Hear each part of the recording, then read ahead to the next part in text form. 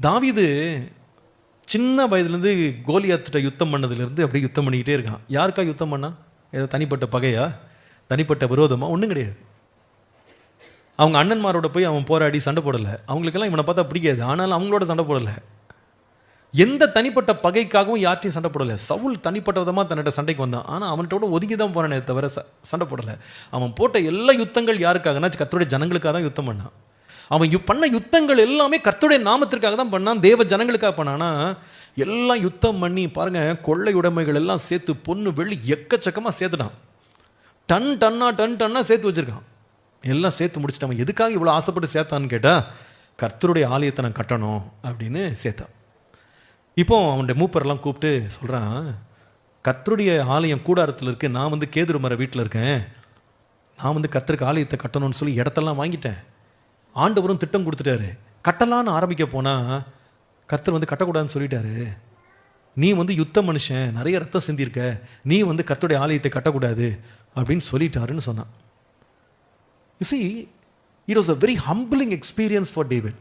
தாவீதுக்கு இது ஒரு வெட்ககரமான ஒரு அனுபவம். அதாவது எத்தனையோ ஆண்டுகள் ஆட்சி செய்து அவன் பணத்தை சேர்த்துட்டு திட்டம் பண்ணி இடத்த வாங்கிட்டு எல்லாம் முடிச்சுட்டு கட்டலான்னு போகும்போது கர்த்தர் விடலைன்னும் போது அது எவ்வளோ பெரிய ஒரு தாழ்மைப்படுத்த அனுபவமாக இருக்கும் தெரியுமா? அது மாத்திரம் இல்லைங்க, நீ கட்டக்கூடாதுன்னு சொன்னது மாத்திரம் இல்லை, ஆண்டு சொல்கிறாரு உன் மகனாகிய சாலமோன் கட்டுவான்னாரு. அங்கே தான் பிரச்சனையே. இப்போ சாலமோனை பார்த்தீங்கன்னா தாவீதோடு ஒப்பிடவே முடியாது. சாலமோனே சொல்கிறான், நான் போக்குவரத்து அறியாத சிறு பிள்ளையாக இருக்கிறேன், இந்த ஜனத்துக்கு நியாயம் செய்கிறது கூட எனக்கு ஞானம் இல்லைன்னு அந்த பையன் சொல்கிறான்.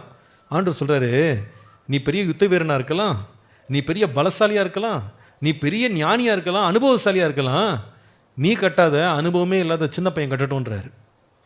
கொஞ்சம் யோசித்து பாருங்கள், நான் மொத்தத்தையும் சேர்த்துட்டு அனுபவமே இல்லாத ஒரு பையன் கட்டணுமா?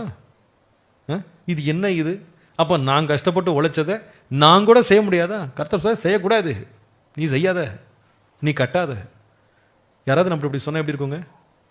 சொல்லி பாருங்க. உதாரணமாக உங்களை இப்போ உதாரணமாக நீங்கள்லாம் ஒரு பெரிய கொயரில் இருக்கீங்க வச்சுக்கிடுங்க. உங்களை 60 நாள் ப்ராக்டிஸ் கூப்பிட்றாங்க. 60 நாள் காலையில் சாயங்காலம் ப்ராக்டிஸ் பண்ணி வீட்டில் வேறு ப்ராக்டிஸ் பண்ணுன்னு பாட்டெல்லாம் கொடுத்து அனுப்புகிறாங்க. ஃபைனல் பாட்டு பாடுற நேரத்தில் நீ வேணான்னு சொன்னால் உனக்கு எப்படி இருக்கும்? இன்னொருத்தர் பாடுவாங்க, நீ வேணாம், சண்டே ஸ்கூல்லேருந்து பாடுவாங்க, நீங்களாம் உட்காந்து கேளுங்க, கை தட்டுங்கன்னு சொன்னால் உங்களுக்கு எப்படி இருக்கும்? நல்லா இருக்கும்? சொல்லுங்கள். நம்மளுக்கு பிடிக்குமா? அது செய்கிறது பிடிக்குமா? உதாரணமாக கல்யாணத்தில் சில பேர் சொல்லியிருப்பாங்க, நீங்கள் தான் கேக் வெட்டணும்னு வாங்க. இவங்க ஃபஸ்ட்டு வேணான்னு சொல்லியிருப்பாங்க, நான் வரமாட்டேன், எனக்கு வேண்டாங்க. இல்லைங்க, நீங்கள் தான் வெட்டணும்னு வாங்க. கொஞ்ச நேரத்தில் ஆசை இவங்களுக்கே கிளம்பிடும். பரவாயில்லையே வெட்ட சொல்லிட்டாங்க. கேக்கு வெட்டுறதுக்குனே தனியாக ஷாப்பிங் வேறு போயிருப்பாங்க. புடவை, அதுக்கு மேட்சிங்காக கிளிப்பு எல்லாம் மாட்டி எடுத்துகிட்டு வந்து ஸ்டேஜில் ஏறலான்னு போது, இல்லை இன்னொரு பெரியம்மா வந்திருக்காங்க, அவங்க கட் பண்ணுவாங்க. எப்படி இருக்கும்? அப்படி யாராவது உங்கள்கிட்ட சொன்னால் எப்படி இருக்கும்? யோசித்து பாருங்கள். இந்த சூழ்நிலை நிறையா இருக்குது நம்ம லைஃப்பில். இந்த மாதிரி நிறைய டிசப்பாயின்மெண்ட்ஸ் இருக்கும். நம்ம எதிர்பார்த்து ஏங்கிட்டு இருப்போம், வேற ஒருத்தன் அப்படி தட்டிட்டு போவான். இந்த மாதிரி யாராவது செஞ்சால் திருப்பி அவங்கள முகத்துக்கு முகமாக பார்ப்பீங்க? கல்யாணத்தில் சாப்பிடாமலே வீட்டுக்கு போயிருவீங்க, அதுக்கப்புறமா ஃபோனே பேச மாட்டீங்க. உன் உறவும் வேணாம், உன் பழக்கமும் வேணாம், இப்படி என்ன அவமானப்படுத்தினீங்க. நான் கேட்டேன் கேட்க வெட்டுறேன்னு, போகிற வழியில் சபிச்சுக்கிட்டே வரப்போ அவன் நல்லாவே இருக்க மாட்டான், சொல்லிட்டே தான் போவோம். எதுக்கு? சொன்ன வார்த்தை இப்படி எல்லாரையும் ஆசைப்படுத்தி ஏங்க வச்சு இப்படி கழுத்தான். சொல்லுவானோ சொல்ல மாட்டானா? தாவீது பாருங்க, இத்தனை வருஷம் சண்டை போட்டு அவன் எல்லாம் சேர்த்து வச்சுக்கிட்டு போய் நின்னா, நீ கட்ட வேணாம் போ. நிலம் வாங்கினது இவர், திட்டம் வாங்கினது இவர், பணம் சேர்த்தது இவர். யார் கட்ட போகிறா? உங்கள் பையன் இருக்கானே, போக கூட வரது கூட தெரியாது அவனுக்கு, ஒரு நியாயம் செய்ய தெரியாது, அவன் கட்டுவான். எப்படி இருக்குங்க? இப்படி கர்த்தர் அவனுக்கு சொன்னபோது அவன் போய் மோங்கப்புற போய் விழுந்துட்டு தூங்கலை. இப்படி சொல்லிட்டாரு ஆண்டவர், இனிமேல் இந்த ஆண்டவரே எனக்கு வேணாம், இப்படியா பண்ணுவாங்க அப்படின்னு போய் கோச்சிக்கிட்டு போய் படுத்துக்கல. இனிமேல் இந்த கடவுள் பக்கமே நான் வரமாட்டேன். அப்படியா நடந்துச்சு? நீங்கள் என்ன சொன்னீங்களோ அதைப்படி செய்யுங்க ஆண்டவர், நான் நினச்சது நடக்காட்டி கூட பரவாயில்ல, நீங்கள் தான் பெரியவர். எப்போ நீ செய்யாதன்னு சொன்னவரை பார்த்து நீ பெரியவர், உண்மை தவிர ஒரு தேவனே இல்லை. தாவீது தன் முடிவு மகிமையாக முடிச்சான்னா சும்மா இல்லைங்க. தன்னுடைய விருப்பத்தின்படி தேவன் செயல்படலைன்னு தேவனை விட்டு விலகல அந்த மனுஷன். சேர்க்கறதா என் வேலைன்னா நான் சேர்த்துட்டு போகிறேன், கட்டுறது இன்னொருத்தன் வேலைன்னா கொடுத்துட்டு போகிறேன். அவருடைய மகனை கூப்பிட்டு சொல்லுகிறான், நீ நல்ல பலங்கொண்டு திடமனதாக இருந்து இந்த காரியத்தை நடப்பி கர்த்தர் உன்னோடு இருப்பார். இந்த ஆலயத்தை கட்டி தீரு மட்டும் உன் தேவனாகி கர்த்தர் உன்னை விட்டு விலகவும் மாட்டோம், உன்னை கைவிட மாட்டார். இந்த வார்த்தை நான் சொல்றது எவ்வளோ பெரிய காரியம் தெரியுமா? எவ்வளோ பெரிய காரியம் தெரியுமா?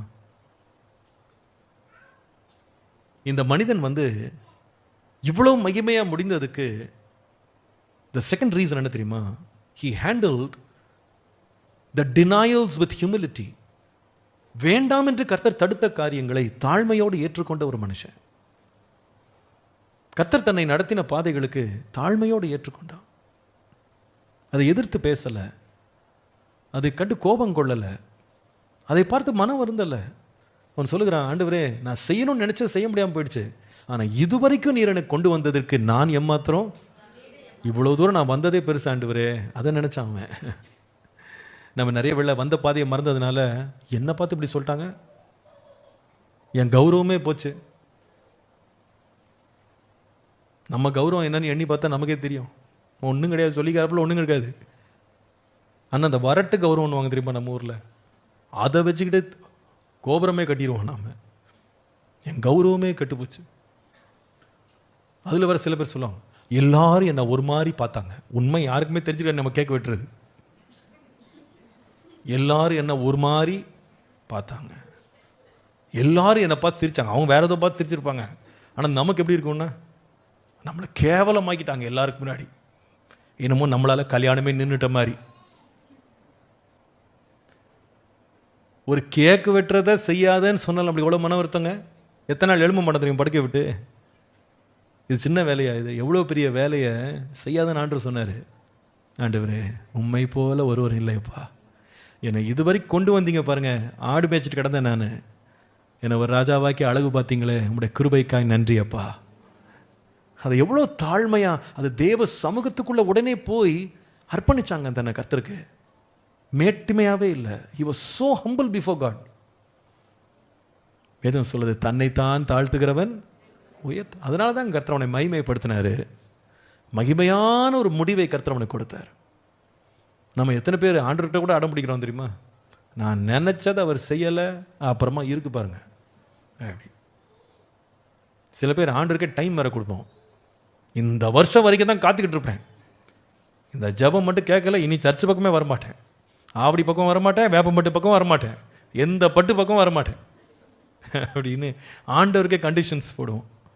நம்ம சொல்கிற அப்படி நம்ம சோதிக்கப்பட்டுடுறோம். தாவீதை பாருங்க, கட்டாத பானை உடனே தேவ சமூகத்தில் போய் உட்காந்துட்டான். ஆண்டவரே இதுவரை கொண்டு வந்தது எவ்வளோ பெரிய கிருபைப்பா. எதுக்கு? வேண்டான்னு சொன்னதுக்கு. நம்மளை ஆண்டவர் கட்டுன்னு சொல்லியிருந்தா போய் உட்காருவோம், கட்டாதன்னு சொன்னால் உள்ளே எட்டி பார்க்க மாட்டோம். ஆனால் செய்யாதன்னு சொன்ன வேலைக்காக ஆண்டவருக்கு நன்றி சொன்னானா. Thank you Lord.